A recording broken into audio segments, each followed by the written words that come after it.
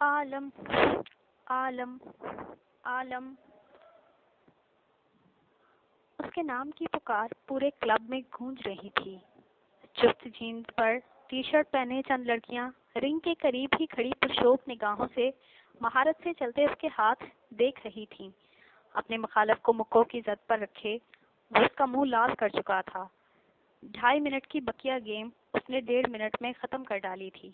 تولیے سے اپنا چہرہ پہنچتا جب وہ رنگ سے باہر نکلا تو بلو ڈائڈ بالوں کو چھٹکتی ایک لڑکی اس کے قریب آئی۔ ہائے ہینڈسم، آج بہت دنوں بعد آئے تم۔ اس کے ہاتھ سے تولیہ لینے کی کوشش کرتی وہ اترا کر بولی تو عالم نے ایک ابرو اچکا کر اسے دیکھا اور تولیہ اس کے منہ پر اچھال دیا جسے اس نے بروقت کیچ کر لیا۔ کیا میں تمہیں جانتا ہوں؟ اس نے سنجیدگی سے پوچھا۔ میرا نام مایا ہے، وہ مسکرائی۔ تم کرسچن ہو؟ عالم نے مزید پوچھا تو وہ دھیرے سے ہنسی۔ آف کورس میں ہوں۔ اپنے بال چھٹکتے ہوئے اس نے کندھے اچکائے تو عالم سر جھٹکتا آگے بڑھ گیا۔ وہ اس کی حرکت پر حیران ہوتی اس کے پیچھے لپکی۔ So what? اب ریلیشن میں آنے کے لیے بھی تمہیں ایک مسلم لڑکی چاہیے؟ وہ حقیقتاً حیران ہوئی تھی۔ اس کے سوال پر عالم کے قدم تھم سے گئے۔ وہ لڑکی کیا کہہ رہی تھی؟ اسے کیا باور کروا رہی تھی؟ زنا کی کوئی معافی نہیں ہے۔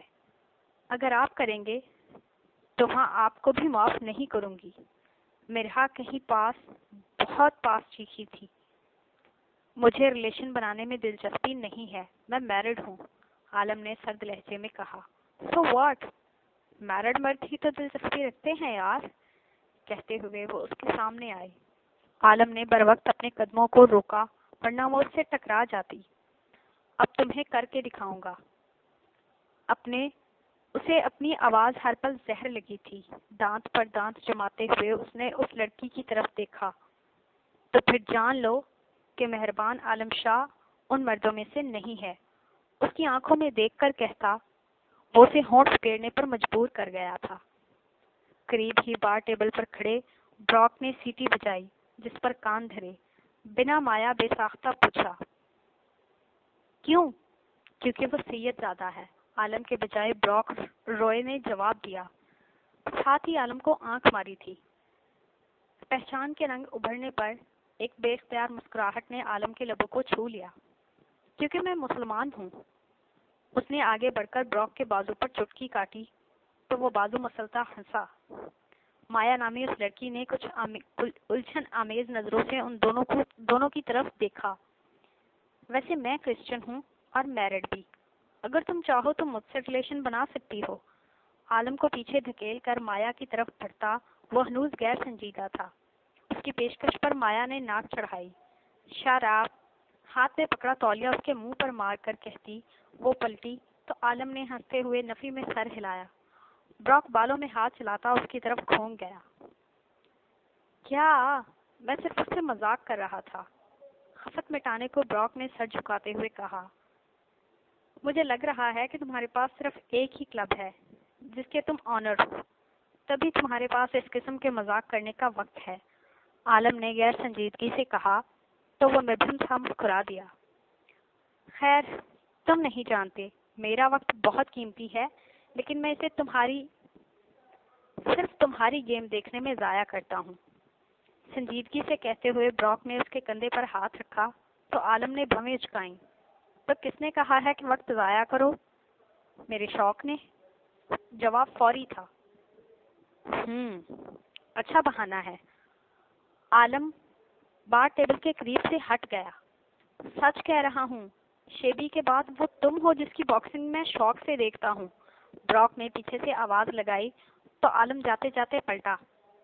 تم جانتے ہو اسے؟ عالم نے بے تاثر لہجے میں پوچھا۔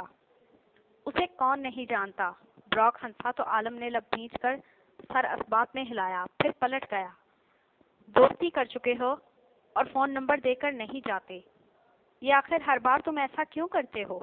براک نے اونچی آواز میں پوچھا، لیکن اس بار وہ بنا رکے وہاں سے نکلتا چلا گیا۔ خوش بچھڑ کر رہ سکا تو بھی نہیں، میں بھی نہیں۔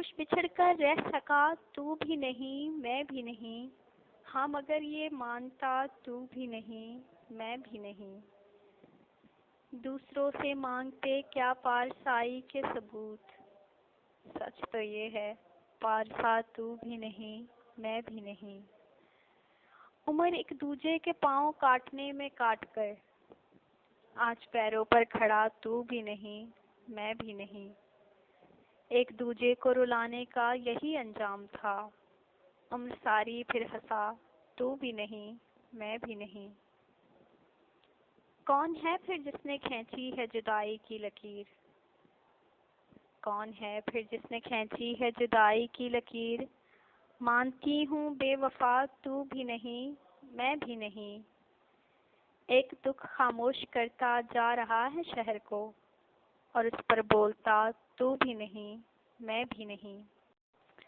بے دم ہوتی ٹانگوں کو گھسیٹتی وہ غائب دماغی کسی حالت میں شہیر کے سنگ راہداریاں پار کر رہی تھی، بھوری آنکھوں میں ہار دہک رہی تھی، ذلت و اہانت کے شدید احساس نے اس کے حواس سلب کر ڈالے تھے، بدر لغاری کو دھول چٹانے کی لگن میں وہ کوٹ کچہری تک تو آ گئی تھی، لیکن نتیجتاً جو ذلت آج اسے اٹھانی پڑی تھی اس کے ذائقے نے اس کی روح کو جھنجھوڑ ڈالا تھا، اس کا دل زخمی ہو رہا تھا، سانسیں بکھر رہی تھیں، اس جنگ نے لمحوں میں اس کی ذات کے غرور کو مسمار کر ڈالا تھا، کب وہ گاڑی میں بیٹھی اور کب ڈرائیور نے اسے مین روڈ پر ڈالا اسے کچھ خبر ہی نہ ہوئی، ہوش تو تب آیا جب کوٹ سے تقریباً 4 کلومیٹر دور 8 سے 10 گاڑیوں نے آگے پیچھے سے ان کی گاڑیوں کو گھیر لیا، اس سے پہلے کہ وہ کچھ سمجھتی کسی نے اس کی طرف کا دروازہ کھولا تھا، مقابل جو کوئی بھی تھا چہرے کو رومال سے ڈانپے ہوئے تھا،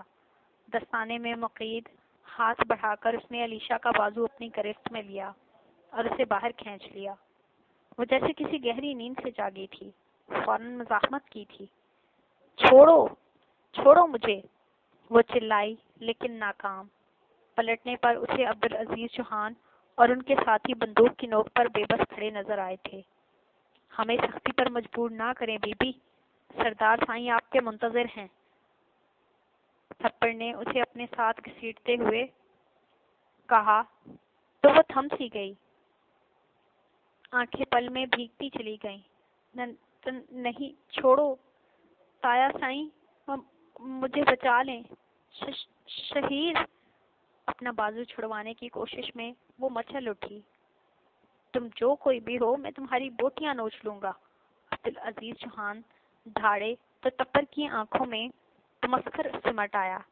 اتنی تمہاری اوقات نہیں، تپر نے جس انداز میں کہا تھا وہ چوہان کو باور کروانے کے لیے کافی تھا کہ اسے کس شخصیت کی پشت پناہی حاصل ہے، شہیر نے حرکت کرنے کی کوشش کی تو اس کی پیشانی پر ریوالور تانے کھڑے آدمی نے اسے پیچھے دھکا دیا، وہ کسی طوفان کی طرح آئے تھے اور تیز رفتار آندھی کی مانند علیشا کو اپنے ساتھ لے گئے تھے، وہ سب کے سب گاڑیاں سیاہ تھیں، پیچھا کرو، عبدالعزیز چوہان اپنے آدمیوں پر چیخے، پولیس کو فوراً کال کی تھی، لیکن آگے جا کر ان گاڑیوں نے راستے تبدیل کر لیے تھے، اب سمجھنا مشکل تھا کہ علیشا چوہان کس گاڑی میں ہے۔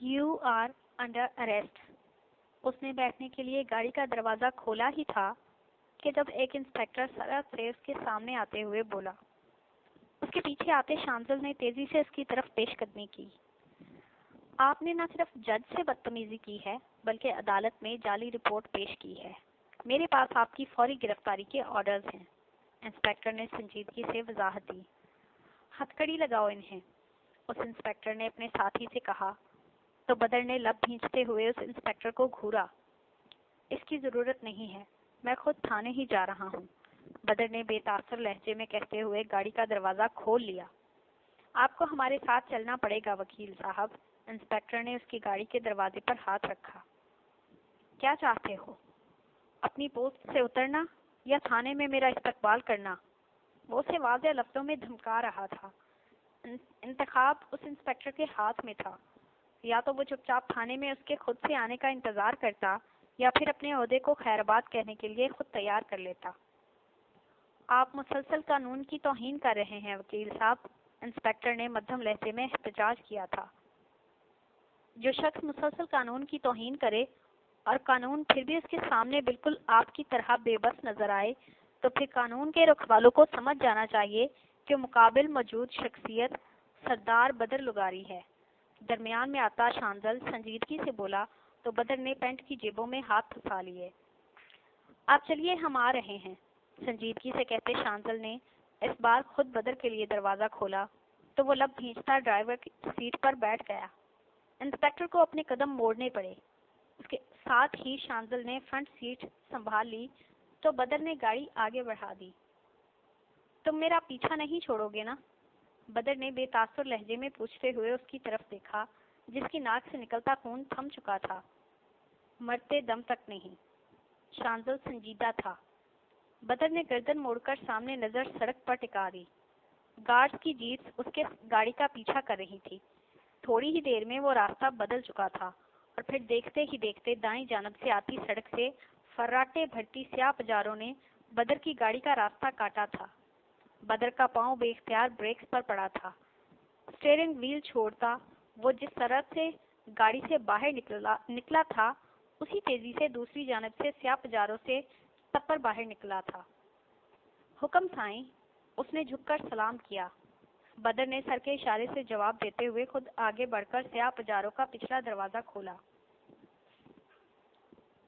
अंदर निगाह उठते ही ठहर सी गई।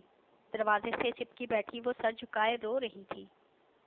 साईं, वो लोग पीछे ही हैं, तप्पर ने उसे आगाह किया तो बदर ने झुककर हाथ बढ़ाया और कोने में चुपकी बैठी अलीशा को बाजू से पकड़कर बाहर खींच लिया। रो रो कर उसकी भूरी आंखें सूज चुकी थी। छोड़े मुझे, वो गुस्से से चीखी। भीगी हुई आवाज सुनसान सड़क पर गूंजी थी, जबकि अलीशा पर नजर पड़ते ही शांजल की भवें तन गईं। उसे बदर से इस हद तक पागलपन की उम्मीद नहीं थी। जवाब तप्पर की तरफ से घूमता उससे मुखातिब था। बाबा साईं को इस बाबत कुछ पता नहीं चलना चाहिए तप्पर। बदर ने उसे हिदायत की तो तप्पर ने फौरन गर्दन हिलाई। बेहतर साईं, लेकिन अगर बीबी उन लोगों को ना मिली तो वो पुलिस को लेकर हैदर विला जाने से दरेग नहीं करेंगे, तप्पर ने मध्यम संजीदा सी आवाज में कहा तो बदर ने हुंकारा भरा। मैं देख लूंगा, बदर ने लापरवाही से कहा, फिर अलीशा को अपने साथ घसीटते हुए अपनी गाड़ी की तरफ कदम बढ़ाए। उसने जैसे ही उसे छोड़कर दरवाजा खोलना चाहा, अलीशा ने घूमकर उसे पीछे धक्का दिया। इससे पहले कि वो संभलता या दोबारा उस पर काबू करता, अलीशा का हाथ उठा था और उसके गाल पर अपना निशान छोड़ गया। चट्टाख जोरदार गूंज ने जहां गाड़ी में बैठते तप्पर को साथ किया था, वहीं बदर के गार्ड ने एक दूसरे को देखा था। फिर अगले ही पल नजरें चुराई थी, जबकि वो खुद उसकी इस जुर्रत पर दंग रह गया था। बेयकीनी की सी कैफियत में उसकी तरफ देखा था, जो शोला ज्वाला बनी पूरी हाँप रही थी। तलाक दें आप मुझे, अभी और इसी वक्त तलाक दें। अपना आप खोती वो उस पर चीखी थी। तमाशा बना दिया आपने मेरे किरदार का। उसे फिर से पीछे धकेलती वो गुर्राई। शांजल गाड़ी से बाहर निकल आया। मेरी जिंदगी की सबसे बड़ी गलती आपको चाहना है बदर लुगारी। उसी की सजा तो आज कोर्ट में दी है ना आपके वकील ने मुझे।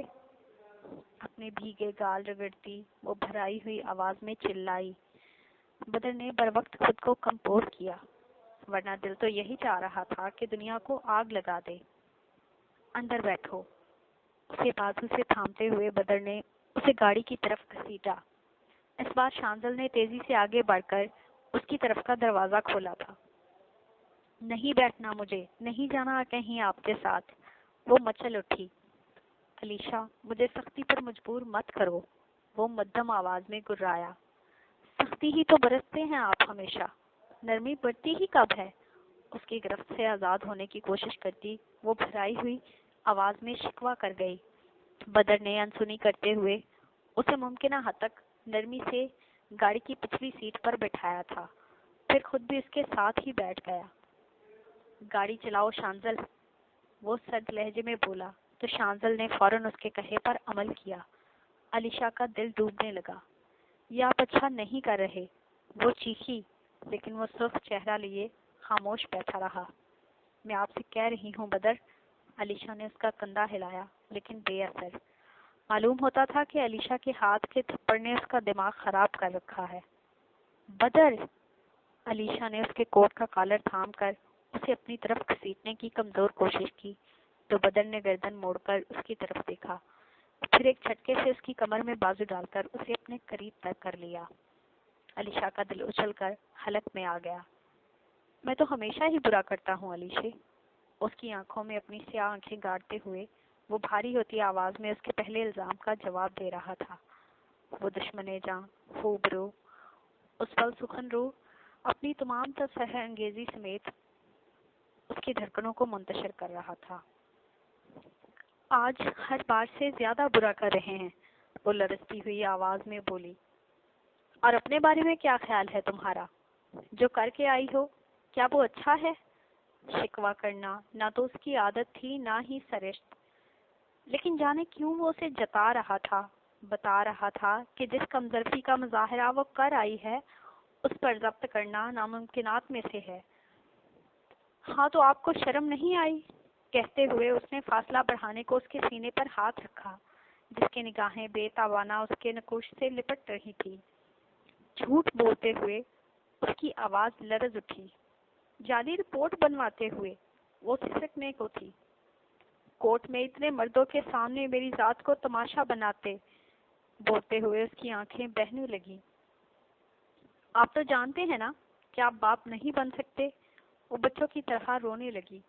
پھر بھی آپ نے مجھے اپنے وکیل سے ذلیل کروایا۔ وہ اذیت بھری نگاہوں سے اسے ہی دیکھ رہی تھی، جبکہ بدر تو بس اس کا رونا دیکھ رہا تھا۔ اس نے کیا کہا؟ آپ نے سنا نہیں؟ جھوٹی رپورٹ دکھا کر کہتا ہے کہ بچہ کس کا ہے؟ ہچکیوں کے درمیان شکوہ کرتی وہ اس پل بھول گئی کہ بدر کی مردانگی پر سوال اٹھانے والی وہ خود تھی، اور بھول تو وہ بھی گیا تھا۔ سب کچھ پیچھے رہ گیا تھا۔ علیشہ کے الزامات، اس کی کم ظرفی، عدالت میں ہوئی توہین، ابھی کچھ دیر پہلے پڑا وہ تھپڑ، سب کچھ اس لمحے جیسے محو ہو گیا تھا۔ کچھ واضح تھا تو علیشہ چوہان کا وجود، اس کے آنسو، آنکھوں کی اذیت، آواز کا بھاری پن، وہ ہار گیا۔ ایک بار پھر وہ جسے آج تک کمرہ عدالت میں بڑے سے بڑا وکیل شکست نہ دے سکا تھا، اسے وہ چھوٹی سی لڑکی شکست فاش دے گئی تھی۔ ہاں، وہ بیرسٹر بدر لغاری جسے دشمن بے بس نہ کر سکے تھے، وہ اپنی بیوی علیشہ چوہان کے سامنے بے بس ہو گیا تھا۔ میری جان، بدر نے بے اختیار اس کا بھیگا رخسار اپنے ہاتھ کی پشت سے صاف کیا تو وہ لب بھیجتی چہرے کا رخ موڑ گئی۔ وہ بے رخی کی انتہا کر رہی تھی۔ اگر کہہ دوں کہ آخری سانس تک تم سے نرمی سے ہی برتوں گا، اپنے مرنے تک تم ہی سے محبت کروں گا، روز محشر بھی تمہارا ہی نام پکاروں گا، تو کیا تم ابھی بھی میرے ساتھ چلو گی علیشے؟ کیا میرا ہاتھ تھام لو گی؟ کیا مجھے اندھیروں سے نکال لو گی جو میرا دل سیاہ کر رہے ہیں؟ اس کی تھوڑی تھام کر اس کا چہرہ اپنی طرف گھماتا وہ سرگوشیانہ پوچھ رہا تھا۔ محبت میں انسان بچہ بن جاتا ہے، وہ بھی بن گیا تھا۔ سیاہ آنکھوں میں سرخ ڈورے ابھر آئے تھے۔ علیشہ نے دکھتی آنکھوں سے اس کی آنکھوں میں دیکھا، وہ چہرہ، وہ نقوش، وہ آواز۔ علیشہ کا دل رونے لگا۔ ایک دھوکہ، بے پناہ اذیت، لازوال قید، ذلت کی کھائیاں، اپنوں کی بے رخی، باپ کی جدائی، کیا کچھ نہ سہا تھا اس نے؟ فقط اس شخص کی وجہ سے؟ نہیں، ہرگز نہیں، مجھے اب آپ کا ساتھ قبول نہیں ہے۔ نفی میں سر ہلاتی وہ زخم ہوتے دل کو سنبھال کر بولی۔ بدر نے اپنی سماعتوں کو بے یقین ہوتا پایا تھا۔ اس کی شخصیت، اس کا مقام، اس کا لہجہ، اس کی گزارش، اس کی محبت کچھ بھی تو ٹھکرائے جانے کے قابل نہ تھا، اور وہ لڑکی کتنے دھڑلے سے اسے دھتکار رہی تھی، تو وہ اسے رد کر رہی تھی، یعنی حد کر رہی تھی۔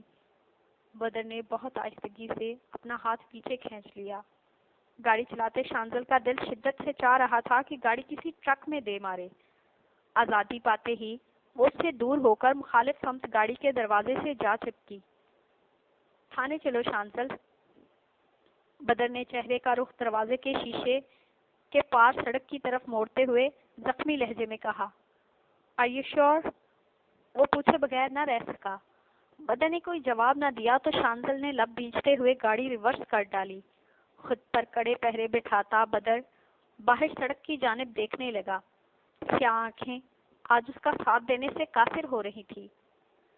مشہور بہت ہے میرے لفظوں کی تاثیر مگر، مشہور بہت ہے میرے لفظوں کی تاثیر مگر، پھر بھی ایک شخص مجھ سے منایا نہیں جاتا۔ اب تو ایسا ہے کہ آنکھوں کو کھول بھی لوں، دل کسی خواب میں لپٹا ہوا رہ جاتا ہے۔ اس کی یادوں کو دل و جان سے رخصت کرنا کام ایسا ہے کہ ہوتے ہوئے رہ جاتا ہے۔ روٹی کے نوالے بناتی وہ کسی زہر کی مانند انہیں حلق سے نگل رہی تھی۔ آنکھوں میں موٹے موٹے آنسو تھے، چہرے پر بے بسی رقم تھی۔ کمرے میں وہ تھی اور اس کی تنہائی، وہ جو تنہائی کا ہم سفر تھا، وہ اب ہمیشہ کے لیے راستہ بدل چکا تھا۔ وہ راستہ جس سے واپسی ممکن ہی نہ تھی، اور زہرا اب اس راستے کی تلاش میں تھی جس پر منڈلاتی موت جانے کب اس کا ہاتھ تھامنے والی تھی۔ معمول کے مطابق چند لقمے زہر مار کر کے اس نے پلیٹ کھسکا دی تھی۔ وضو کی گرد سے وہ واش روم میں جا گھسی، پھر باہر نکل کر نماز ادا کی۔ دعا کے لیے ہاتھ بلند کرتے ہی اسے وہ دشمنے جاں یاد آیا تھا۔ تم یقین کیوں نہیں کرتی میرا؟ وہ شکوہ کر رہا تھا۔ مر جاؤں تو کیا تب بھی نہیں کرو گی؟ اس کے الفاظ یاد کرتی وہ سسکنے لگی۔ جانے کتنے لمحے یوں ہی روتے روتے بیت گئے، اور جانے کتنے ہی پل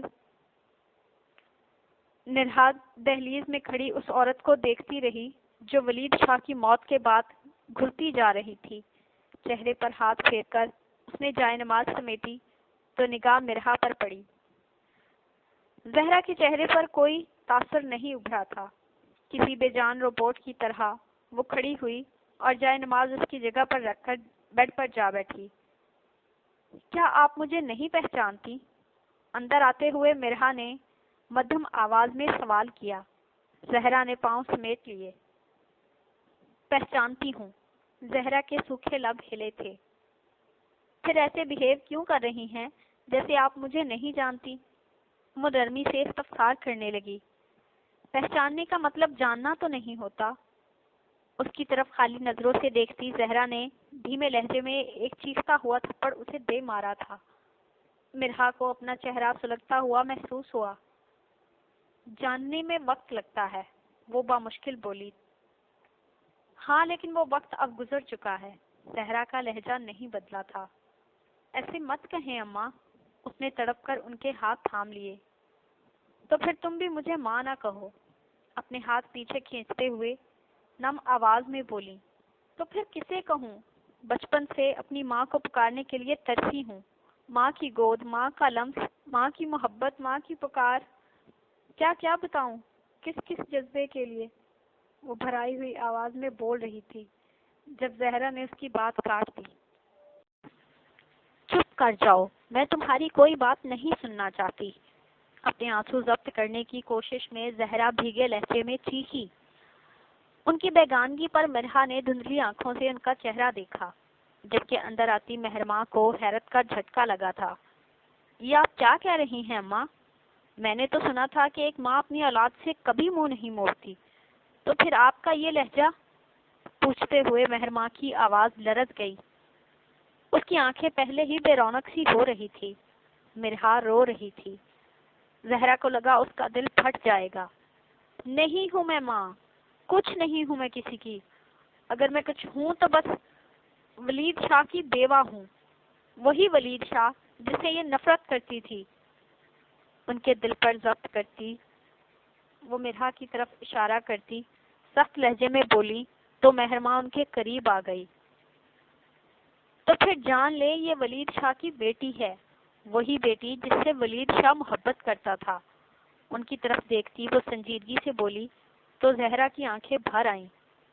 یہ مرہا ولید شاہ ہے اماں۔ مرہا کا بازو تھام کر اسے زہرا کے سامنے کرتی وہ قدرے اونچی آواز میں بولی تو مرہا کے آنسوؤں کی رفتار بڑھ گئی۔ ولید شاہ کی آخری نشانی وہی ولید شاہ جس سے آپ محبت کرتی ہیں، کہتے ہوئے مہرماں خود بھی رو دی تو زہرا نے اپنے لب بھینچتے ہوئے منہ موڑ لیا۔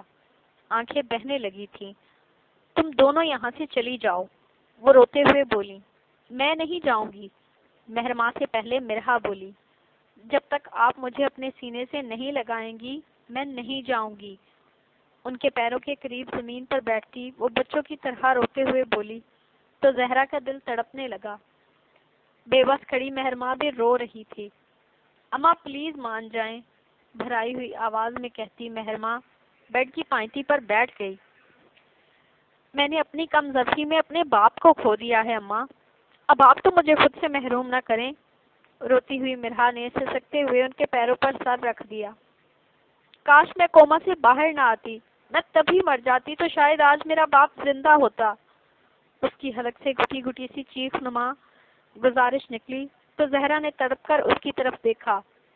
مرحا، ان کے لبوں نے بے آواز جنبش کی تو مرحا نے سر اٹھا کر بھیگی آنکھوں سے ان کا چہرہ دیکھا۔ اگر میں مر جاؤں تو کیا تب آپ مجھ سے محبت کریں گی؟ سوال کیا کر رہی تھی وہ ان کا دل چیر رہی تھی۔ زہرا نے نفی میں سر ہلاتے ہوئے اس کی طرف ہاتھ بڑھائے تو وہ اگلے ہی پل تڑپ کر ان کے سینے سے لگی تھی۔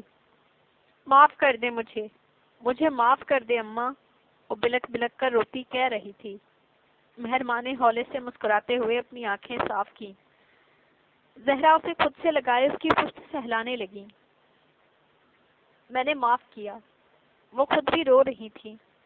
اماں میں مر جاؤں گی، آپ کی ناراضگی مجھے مار ڈالے گی۔ اس کے آنسو تھم نہیں رہے تھے۔